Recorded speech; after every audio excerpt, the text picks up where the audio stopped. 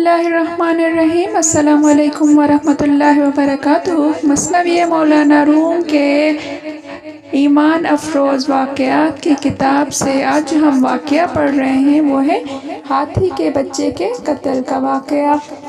ہندوستان کا واقعہ ہے کہ ایک عقل مند نے اپنے دوستوں کے ایک گروہ کو دیکھا کہ وہ لوگ کسی سفر میں وطن سے بہت دور جا نکلے ہیں اور بھوک سے بے چین ہیں۔ اس عقل مند نے انہیں مشورہ دیا کہ دیکھو، تمہارے سامنے ہاتھی کے چھوٹے چھوٹے بچے ہیں، ان کا شکار ہرگز مت کرنا کہ ہاتھی کہیں گیا ہوا ہے، وہ واپس آ کر تمہیں زندہ نہ چھوڑے گا۔ میری نصیحت کو غور سے سن لو۔ لیکن بھوک کے سبب ان سے صبر نہ ہوا اور انہوں نے ایک بچہ ہاتھی کا پکڑا، ذبح کر کے اس کے کباب بنا کر کھائے۔ اس عقل مند نے کہا، کاش تم لوگ اس جنگل کی گھاس کھا لیتے، لیکن اس پھیل سے احتیاط کرتے۔ اب اس کا انجام بھی تم لوگ دیکھ لینا۔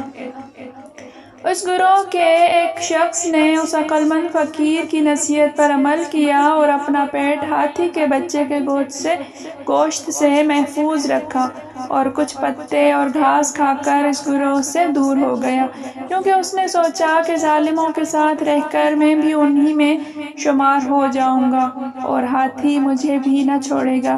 تھوڑی دیر میں ہاتھی آیا اور اپنے بچے کا خون دیکھا تو سمجھ گیا اور شدت غضب و غصہ سے اس کی سونڈ سے آگ اور دھواں نکلنے لگا۔ بس وہ وہاں آیا جہاں یہ لوگ سوئے ہوئے تھے اور ایک آدمی کو دیکھا کہ الگ سویا ہوا ہے۔ پہلے اسے دور سوئے ہوئے کا منہ سونگھا اور 3 مرتبہ اس کے گرد چکر لگایا، مگر اس میں اپنے بچے کے گوشت کی بو نہ پایا۔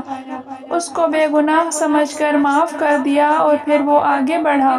پھر اس گروہ کے پاس گیا اور ہر ایک کا منہ سونگھا اور ہر ایک کو اپنے بچے کے قتل کی پاداش میں سونڈ سے کھینچ کر 2 ٹکڑے کر کے ہواؤں میں بکھیر دیا۔ مذکورہ بالا واقعے سے حاصل ہونے والا سبق۔